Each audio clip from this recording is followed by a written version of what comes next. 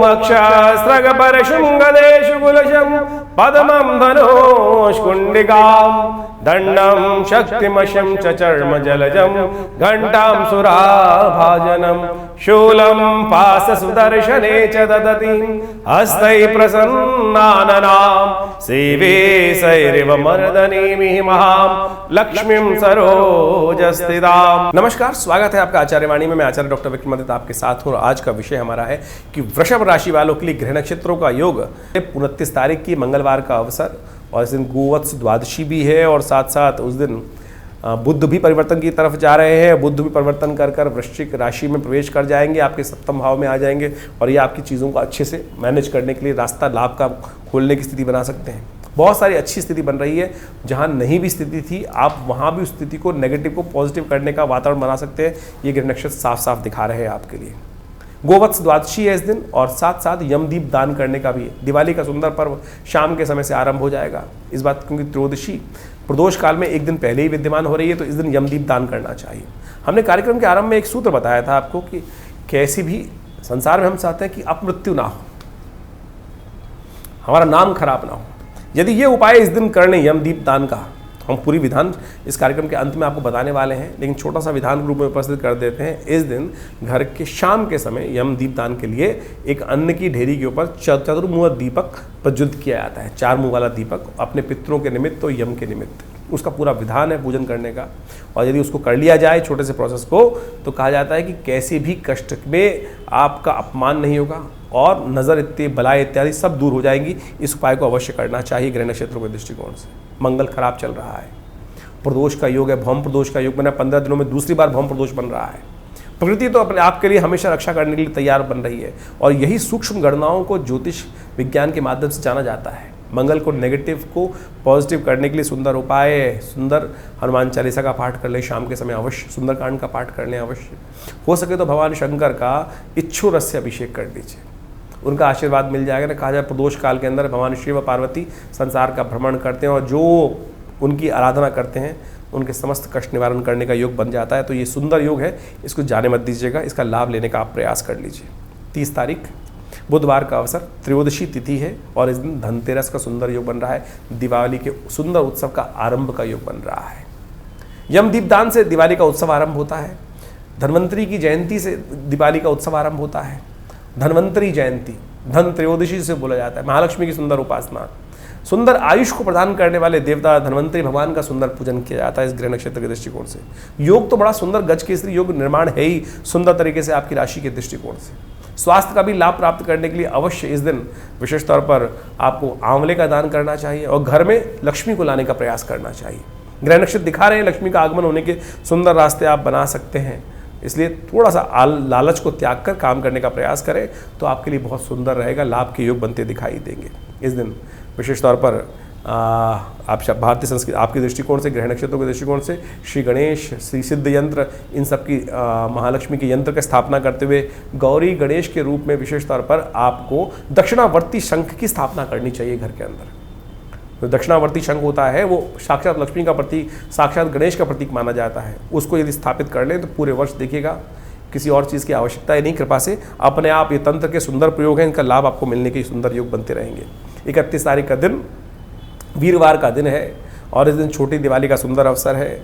नरक चतुर्दशी का सुंदर अवसर है। हनुमान जयंती का सुंदर अवसर है। ग्रह परिवर्तन की तरफ जा रहे हैं और ये परिवर्तन सब कुछ होते हुए भी थोड़ा स्वास्थ्य का ध्यान रखने की जरूरत पड़ेगी। इस बात का ध्यान रखें।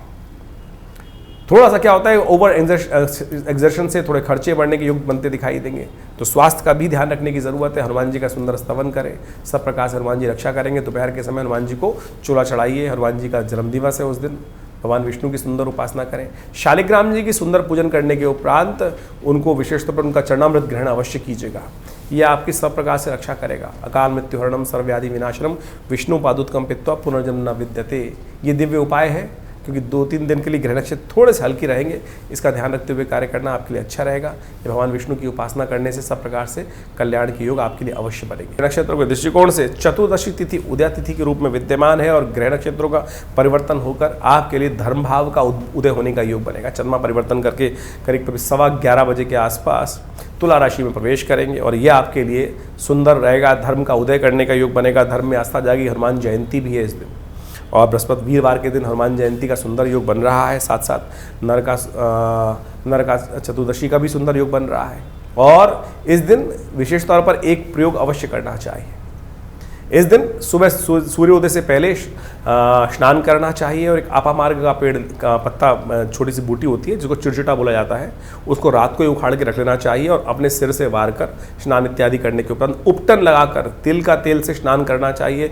यम के निमित्त जो विशेष तौर पर 14 मंत्रों के द्वारा तर्पण करने का विधि है वो अवश्य करना चाहिए स्नान के उपरांत। और उसके बाद यम के पुत्रों के निमित्त 2 दीपक घर के बाहर जलाने चाहिए और उसके बाद यम का पूजन करने के बाद फिर भगवान हनुमान जी की उपासना करनी चाहिए और साथ साथ भगवान विष्णु की उपासना करनी चाहिए।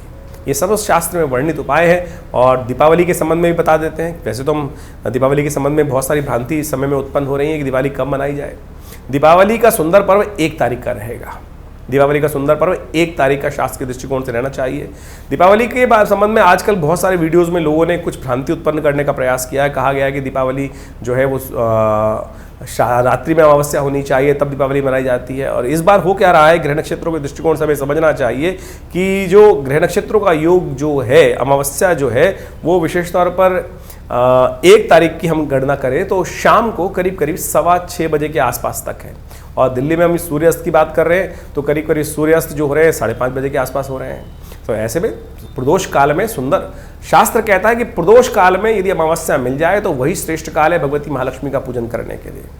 जो लोग भ्रांति उत्पन्न करने का प्रयास करें रात्रि में, प्रदोष काल रात्रि ही का ही प्रथम पहर मान लिया जाता है, तो उसमें रात्रि में अमावस्या मिल रही है, उदय तिथि अमावस्या मिल रही है, तो औचित्य ही नहीं है कि आप 31 तारीख को दीपावली मनाएं। ऐसा कोई शास्त्र में वर्णन नहीं है। कुछ लोग भ्रांति उत्पन्न करने का प्रयास कर रहे हैं और वो कह रहे हैं प्रदोष काल में हम उस दिन पहले ही मिल जाएगा। उदय तिथि मिल रही है और प्रदोष काल में जा रही है 1 तारीख को अमावस्या, तो फिर किस बात का? स्वाति नक्षत्र भी जो विद्यमान है वो रात्रि में मिल रहा है, तो फिर क्यों विशेष तौर पर हम भ्रांति में फंसे? कुछ लोग तथाकथित तौर पर ज्योतिष को गलत रूप से उपस्थित करने का प्रयास कर रहे हैं। शास्त्र में वर्णित है प्रदोष काल में जिस दिन अमावस्या शुद्ध रूप से विद्यमान है और धर्म सिंधु, निर्णय सिंधु इत्यादि में इस बात को प्रतिपादित किया गया है, तो आप इस बात का ध्यान रखते हुए कार्य करें। कुछ लोग जबरदस्ती धर्म के प्रति भ्रम उत्पन्न करने का प्रयास करते हैं। 1 तारीख को ही दीपावली का सुंदर पर्व रहेगा, उसको इसी प्रकार से मनाने का प्रयास करेंगे तो बहुत सुंदर रहेगा। महालक्ष्मी की सुंदर पूजन 1 तारीख को ही। तो अभी आपने दिन पर दिन किस प्रकार के ग्रह योग बनेंगे उसको समझा। अब ये समझ लीजिए कार्तिक का महीना यह बड़ा अद्भुत महीना है। कार्तिक के महीने में कहा जाता है भगवान विष्णु के निमित्त जो अनेक आराधनाएं की जाती हैं वो समस्त प्रकार के कार्तिक महात्म्य में बताया गया है, समस्त प्रकार के मनोरथों को सिद्ध करती हैं। कार्तिक का महीना उत्सवों का महीना है और देवउठनी एकादशी भी इसी महीने में आती है, तो इसलिए इस पूरे मास में भगवान विष्णु की यथाशक्ति पूजन करने का हमें प्रयास करना चाहिए। दिवाली, अनेक प्रकार के उत्सव वो सब इसके अंदर आ ही रहे। अहोई अष्टमी, करवा चौथ, ये सब के सब इसमें आए। अभी आपने सब इसके बारे में महत्व सुना। अभी आने वाले समय में विशेष तौर पर देवउठनी एकादशी, तुलसी पूजन, समस्त प्रकार के अद्भुत उत्सव इसमें आएंगे। देव दिवाली का भी सुंदर उत्सव भी इसी कार्तिक के महीने में आता है। तो ये कार्तिक के महीने में श्रद्धा के साथ भगवान विष्णु की पूजन, साथ साथ महालक्ष्मी के पूजन करने का जो शास्त्र में विधान है, ये छोटी छोटी परिपाटियाँ नहीं हैं, ये वास्तविक तौर पे हमारे जीवन से कष्टों को दूर करने के लिए अद्भुत जो मुहूर्त है, इसका हमको उपयोग करने का प्रयास करना चाहिए। हमने सिलसिलेवार तरीके से आपको समस्त दिनों के उत्सवों के संबंध में जो भ्रांतियाँ वो भी बताई, आपके भविष्य में किस प्रकार के सुंदर योग बन रहे हैं वो भी आपको समझना चाहिए। और ज्योतिष विज्ञान के माध्यम से इन समस्त सूत्रों को यदि समझकर आप जीवन में उतारने का प्रयास करें। देखिए आजकल ज्योतिष जो है ना वो वास्तविक तौर पर केवल शुष्क ज्योतिष लोगों को करने का प्रयास किया जा रहा है, आध्यात्म के साथ जोड़ा ही नहीं जा रहा है। वैदिक ज्योतिष, आपने कॉन्सेप्ट सुना होगा वैदिक ज्योतिष का। वैदिक ज्योतिष को वास्तविक तौर पर पुरानी कथाओं के माध्यम से ही समझाया गया है और हर चीज को, हर सूत्र को हमारी भारतीय संस्कृति में कथा के साथ जोड़ दिया गया है। उस कथा का आदि भौतिक आदि दैविक अर्थ भी होता है। यदि उन अर्थों को समझकर आप उन सूत्रों को समझ लें कि किस प्रकार से हमें कौन कौन से उपाय कर लेने चाहिए जो हमारे जीवन में कष्टों का निवारण करें, वही इस ज्योतिष का उद्देश्य है। और उन समस्त सिद्धांतों को ही हम इस कार्यक्रम के माध्यम से आपके समक्ष रखने का प्रयास करते हैं। तो जो उपाय हमने बताए, चाहे वो दिवाली के उपाय हों, चाहे वो धनतेरस के उपाय हों, और धनतेरस के दिन विशेष तौर पर शास्त्र के दृष्टिकोण से जो हमने आपको बताया कि यमदीप दान का एक मुहूर्त बताया था आपको। दिवाली का ही मेन उत्सव है, उसको अच्छे से समझ लें कि किस प्रकार की हमारे यहाँ दिवाली 1 दिन की या 2 दिन की दिवाली नहीं होती। आमतौर पे क्या होता है, छोटी दिवाली बड़ी दिवाली एक भ्रांति के रूप में लोगों के मनोमस्तिष्क में आ जाती है, लेकिन दिवाली भारतीय संस्कृति में 5 दिन की मनाई जाती है, जो धनतेरस से आरंभ होती है और विशेष तौर पर जाती है भैया दूज तक। ये दिवाली का महापर्व है, और दिवाली का महापर्व जो है मृत्यु के देवता से आरंभ होकर मृत्यु के देवता पे ही समाप्त होता है। धनतेरस के दिन यमदीप दान, यम पूजन करने का नियम बताया जाता है, और अंतिम में यम द्वितीया के साथ ये मुहूर्त आरंभ होता है। यानी भारतीय संस्कृति में इस बात को समझें कि किसी भी चीज का भय नहीं है।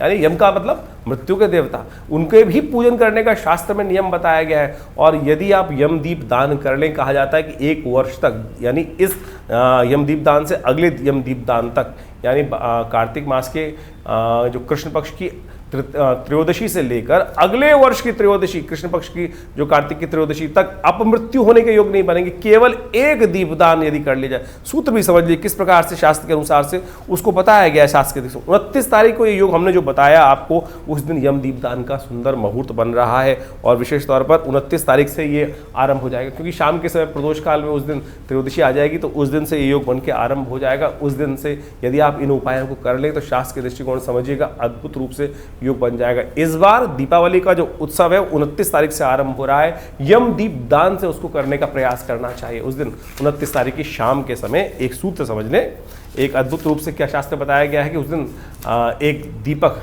चौमुखा दीपक लेकर अपने घर के दक्षिण दिशा में उसको प्रज्वलित करना चाहिए यम के नाम पर। और विशेष तौर पर इसको प्रज्वलित करने के लिए यमदीप दान करने की जो व्यवस्था की जाती है, कहा जाता है कि इस दीप को यदि उस दिन जला दिया जाए, अन्न की ढेरी बनाकर एक आटे का चौमुआ दीपक लेकर वहाँ पे यमाय नमः इस प्रकार के मंत्र का उच्चारण करते हुए यदि उस दीप को जला दें, और उससे पहले उस दीप की आरती अपने पूर्वजों के निमित्त दक्षिण दिशा में दिखाकर अपने पितरों को दिखा दें, तो ये केवल 1 दीपदान आपको 1 वर्ष तक किसी भी प्रकार की अपमृत्यु से, यानी अपमान के होने के योग, आपके नाम को खराब होने के योग, कैसे भी कष्ट हो उनसे रक्षा करने का ये अद्भुत रूप से उपाय शास्त्र बताया जाता है। तो ये अवश्य कर लेना चाहिए शास्त्र के दृष्टिकोण से। और इसके बाद अगले दिन धन्वंतरी भगवान का सुंदर पूजन रहेगा, जो 30 तारीख को रहेगा बुधवार के दिन। जिस प्रकार से हमने आपको बताया, भगवान धन्वंतरी कौन? आमतौर पे लोग इस उत्सव को कटोरी लाने का या बर्तन लाने का उत्सव मना लिया है। धन्वंतरी वास्तविक तौर पे अमृत कलश लेकर जो उपस्थित हुए उस सागर मंथन से, वो देवता माने जाते हैं। धन्वंतरी आयुर के देवता है, अमृत को प्राप्त कराने वाले देवता है, उनका पूजन करने का शास्त्र में विधान है। और वास्तविक तौर पर यदि उनका पूजन रूप से किया जाता है, नहीं तो आज की तारीख में, पुराने ज़माने में धन का जो वास होता था वो बर्तनों में होता था, क्योंकि वो वास जो बर्तनों में होता है वो विशेष तौर पर या तो हमारे चांदी के बर्तन होते थे या विभिन्न समृद्धि के बर्तन होते थे। आज की तारीख में तो लोहे के बर्तन हैं। यदि उनको घर ला रहे हैं तो शनि को घर लाने का प्रयास कर रहे हैं। तो इसलिए इसको बर्तनों का उत्सव ना बनाएं, सुंदर रूप से शास्त्र के विधान के अनुसार से सुंदर उनका पूजन करके आरंभ करने का प्रयास करें, तो बड़ा सुंदर रहेगा। उस दिन जो 30 तारीख को योग बन रहे हैं, त्रयोदशी उदया तिथि के रूप में विद्यमान रहेगी, सुंदर पूजन उनका करने का प्रयास करें, तो अद्भुत रूप से आपके कल्याण के योग बनेंगे। भगवान धन्वंतरी का सुंदर पूजन करें। भगवान विष्णु के स्वरूप में उनका पूजन किया जाता है शास्त्र के दृष्टिकोण से, और वो आयुष को प्रदान करने वाला माना जाता है। 31 तारीख को छोटी दिवाली का भी पर्व है, जिसको कहा जाता है हनुमान जयंती। नरक चतुर्दशी का सुंदर योग पड़ रहा है। कहा जाता है इस दिन सुबह जब सूर्य उदय से पहले स्नान कर लेना चाहिए और अपने पूरे शरीर पर तेल का मर्दन करना चाहिए। तिल के तेल का मर्दन करना शास्त्र में बताया गया है। और एक अपामार्ग का पेड़ होता है, कहा जाता है कि इस अपामार्ग के पेड़ को अपने सिर पे से वार कर रख देना चाहिए एक तरफ, जिससे नज़र बजर अलाय वलाय सब निकल जाए। और सूर्य उदय से पहले इस प्रोसेस को करने का नियम शास्त्र में बताया गया है। और उसके साथ साथ जैसे ही सूर्य उदय से पहले स्नान करने के उपरांत अपने घर के बाहर मुख्य दरवाजे पर 2 दीपक, जिनको यमराज के रूप में ही उपस्थित किया जाता है, 2 श्वानों के रूप में उनको 2 दीपक वहाँ जला दी जाते हैं और उनको जला के रख देना चाहिए। और उनका पूजन, ये पूरा यमदीप दान होगा। इस बार क्योंकि यमदीपदान एक दिन पहले पड़ रहा है, लेकिन आमतौर पर यदि त्रयोदशी पूरी रात प्रदोष काल तक विद्यमान होती है तो शाम को यमदीपदान किया जाता है, लेकिन ये यमदीपदान जो है वो एक दिन पहले इस बार हो गया है। तो इसका जो 31 तारीख को सुबह सूर्योदय से पहले इस प्रोसेस को पूरा किया जाएगा, और कहा जाता है इस प्रोसेस को यदि पूरा कर लिया जाए तो समस्त प्रकार के कष्टों का निवारण करने का योग बनता है। इसके साथ साथ हनुमान जयंती मध्य पर्व में आएगी। दोपहर के समय सुंदर रूप से हनुमान जी का सुंदर चूरमा बनाकर घर में भोग लगाएं उसके बाद, और उनका पूजन करें बड़े आनंद के साथ। और साथ साथ नरक का भी संहार भगवान कृष्ण ने इसी दिन किया था, तो उनके निमित्त विशेष तौर पर सुंदर पूजन करने का, शाम को शालिग्राम भगवान का पूजन करते हुए कार्य किया जाना चाहिए। और इस दिन अभ्यंगम का भी शास्त्र रूप चौदस भी कहा जाता है। तो उपटन लगाकर, जो सुबह सुबह का प्रोसेस है कि जो तिल के तेल में उपटन लगाकर अपने पूरे शरीर पर मर्दन करना, उसके बाद यम के निमित्त तर्पण किया जाता है 14 मंत्रों से, जो दक्षिण की दिशा में बैठकर 14 मंत्रों के द्वारा तर्पण करने की शास्त्र में विधि बताई गई है। यम के समस्त 14 मंत्रों का उच्चारण करते हुए वो तर्पण अवश्य करना चाहिए। ये अभ्यंग जो विशेष तौर पर जो रूप चौदस का पूर्ण विधि बताया गया, उसके बाद 2 दीप जलाए जाते हैं घर के बाहर सूर्योदय से पहले पहले मुख्य दरवाजे के दोनों भागों पर। तो अवश्य इसका पूर्ण नियम करना चाहिए। और 1 तारीख को दिवाली का सुंदर पर्व रहेगा। ये दिवाली का पर्व बड़ा आनंददायक पर्व है, लेकिन कुछ लोगों ने भ्रांति उत्पन्न करने का प्रयास कर दिया है कि दिवाली कब मने, 31 तारीख को। क्या कारण क्या है कि लोगों को अज्ञान तो है नहीं। अब जो रात्रि के समय अमावस्या का प्रयोग करते हुए लोगों ने बहुत सारी भ्रांति उत्पन्न करने का प्रयास किया। देखिए 1 तारीख को सूर्योदय के साथ साथ प्रदोष तक, यानी करीब करीब शाम को 6:15 बजे तक आपको अमावस्या मिल रही है, और प्रदोष काल प्रशस्त है। यदि प्रदोष काल के अंदर सुंदर योग बने तो उस दिन कोई दिक्कत नहीं है, उसका पूजन कर लेना चाहिए। तो शाम के समय यदि प्रदोष काल में जो अमावस्या आपको मिल रही है तो उसमें उसका पूजन किया जाए। 31 तारीख का दिवाली का कोई औचित्य बनता ही नहीं है, क्योंकि उस दिन दोपहर के बाद करीब करीब 3 बजे के आसपास अमावस्या आई और लोगों ने कई भ्रांति उत्पन्न करने का प्रयास कर दिया। स्वाति नक्षत्र भी आपको 1 तारीख को ही मिल रहा है, और साथ साथ शाम के प्रदोष काल तक। तो प्रदोष काल में ही महालक्ष्मी का पूजन करना सबसे श्रेष्ठ माना जाता है। प्रदोष काल में अमावस्या है आपके पास, उदय तिथि शुद्ध रूप से विद्यमान है, तो कोई भ्रांति उत्पन्न करने की जरूरत नहीं है। सीधा सीधा सूत्र है कि प्रदोष काल के अंदर जिस सुंदर रूप से उदय तिथि के रूप में अमावस्या विद्यमान है, तो उसी दिन दिवाली का सुंदर पर्व रहेगा। इसमें कोई भ्रांति उत्पन्न करने की कतई जरूरत नहीं है, शास्त्र विधि के अनुसार से बड़ा श्रेष्ठ कहा गया है। इसके अगले दिन गोवर्धन का पूजन रहेगा। 2 तारीख को गोवर्धन भगवान विष्णु के निमित्त अन्नकूट का पूजन किया जाता है, और प्रदोष काल में भगवान विष्णु का सुंदर पूजन करते हुए भगवान का सुंदर स्तवन करें। भगवान कृष्ण का अन्नकूट इत्यादि का प्रसाद सुंदर रूप से बनाया जाता है। तो वो भी कार्यक्रम जो रहता है वो भी बड़ा अद्भुत रूप से शास्त्र के अंदर वर्णित है, और ये सारे के सारे कर्म अवश्य करने का प्रयास करना चाहिए। एक बात और, ये गोवर्धन का जो दिन माना जाता है, जिसके अंदर प्रतिपदा के दिन ये योग बनाया जाता है, कार्तिक मास के शुक्ल पक्ष की प्रतिपदा के दिन, ये वो मुहूर्त है कि जिस दिन जैसा करोगे पूरे आने वाले 365 दिन तक वैसा आपके साथ होगा। और आप समझें कि आमतौर पे क्या होता है, लोग देर तक जागरण करते हैं, उसके सुबह देर में उठते हैं, तो पूरा साल ही आलस्य में रहता है। तो इस दिन कम से कम सुबह जल्दी उठकर भगवान का सुंदर स्तवन करें, भगवान कृष्ण का स्मरण करें, समस्त प्रकार से कष्टों को दूर करने के लिए अन्नकूट इत्यादि का पूजन करें, भगवान पर विश्वास रखते हुए कार्य करें, और गोवत्स गाय का पूजन करें। गो क्रीड़ा का भी शास्त्र में विधान बताया जाता है, भगवती का पूजन करने का शास्त्र में विधान बनाया जाता है। तो इन सब चीज़ों को करके सुंदर रूप से समय निकालने का प्रयास करेंगे तो बड़ा अच्छा रहेगा। आनंद भाव से रहें, गुस्से में ना रहें, आलस में ना रहें, क्योंकि ये जैसा हमने कहा 365 दिन तक वैसा ही होने के आपके साथ योग बनेंगे। आमतौर पे नए साल के दिन लोगों ने कह देते हैं रेजोल्यूशन पास कर लो, आज जो करोगे वैसा पूरे साल बनेगा। वो 1 जनवरी का नहीं है भाई मुहूर्त, वो विशेष तौर पर कार्तिक के शुक्ल पक्ष की प्रतिपदा के दिन का मुहूर्त है। तो इस दिन यानी गोवर्धन वाले दिन इस बार 2 नवंबर को योग पड़ रहा है, तो आनंद के साथ उस पर्व को मनाने का प्रयास करें। और साथ साथ इसके बाद दीपावली का अंतिम पर्व जो होता है वो होता है यम द्वितीया, भाई दूज का पर्व। कहा जाता है कि यमुना जी भगवती जो यमराज जी की बहन है, और इस दिन यमुना जी ने बड़े सत्कार के साथ यमराज जी को बुलाया था और कहा था कि कभी आप हमारे घर नहीं आते हैं।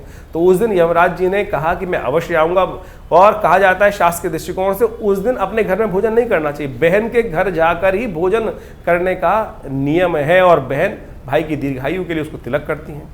तो ये अवश्य नियम पालन करने का प्रयास करना चाहिए। भारतीय संस्कृति के अद्भुत पर्व हैं, और इन सब मुहूर्तों के अंदर आपको कोशिश ये करनी चाहिए दीपावली पर्व के अंदर अपने घर में सिद्ध महालक्ष्मी का यंत्र स्थापित करें। साथ साथ दक्षिणावर्ती शंख स्थापित करने का प्रयास करें। ये महालक्ष्मी का साक्षात प्रतीक माना जाता है और महालक्ष्मी का साक्षात प्रतीक माना जाता है समस्त कष्टों को निवारण किया था। जब दीपावली का पूजन करें आप, दीपावली के दिन, यानी जो इस बार दीपावली का जो 1 नवंबर को सुंदर पर्व पड़ रहा है, उस दिन पूजन के अंत में भगवती को कमल के पुष्पों की एक विशेष तौर पर शैया प्रदान की जाती है। और पूजन के अंत में यदि कमल के पुष्प नहीं मिल रहे हैं तो मखानों को ले सकते हैं आप, और मखानों को लेकर सुंदर तो एक प्लेट में रखकर उनके समक्ष उपस्थित करने का प्रयास करें। और महालक्ष्मी का पूजन विशेष तौर पर श्री सूक्त के मंत्रों से करेंगे तो बहुत श्रेष्ठ रहेगा। उस दिन यज्ञ इत्यादि करें, आनंद भाव से कार्य करने का प्रयास करें। ये एक सिद्ध मुहूर्त हैं ये सब के सब, तो अवश्य इन सब मुहूर्तों में सुंदर रूप से पूजन करते हुए कार्य करने का प्रयास करेंगे तो अद्भुत रूप से आपके जीवन में समस्त कष्टों का निवारण करने का योग बनेगा। सिद्ध महायंत्र, विशेष तौर पर महालक्ष्मी का सिद्ध यंत्र अवश्य स्थापित करना चाहिए महालक्ष्मी, और पूरे वर्ष उनकी पूजन करने की सुंदर व्यवस्था बनाने का प्रयास करना चाहिए। और ये समस्त प्रकार के आपके अनिष्टों को दूर करने का योग बनाती हैं ये सारी चीज़ें। और शंख, दक्षिणावर्ती शंख इस दिन यदि घर में स्थापित करें तो कहा जाता है साक्षात महालक्ष्मी का प्रतीक माना जाते हैं ये सब निधियाँ। तो अवश्य शास्त्र के दृष्टिकोण से इन सुंदर मुहूर्तों का लाभ लेते हुए कार्य करने का प्रयास करें, बहुत आनंद रहेगा।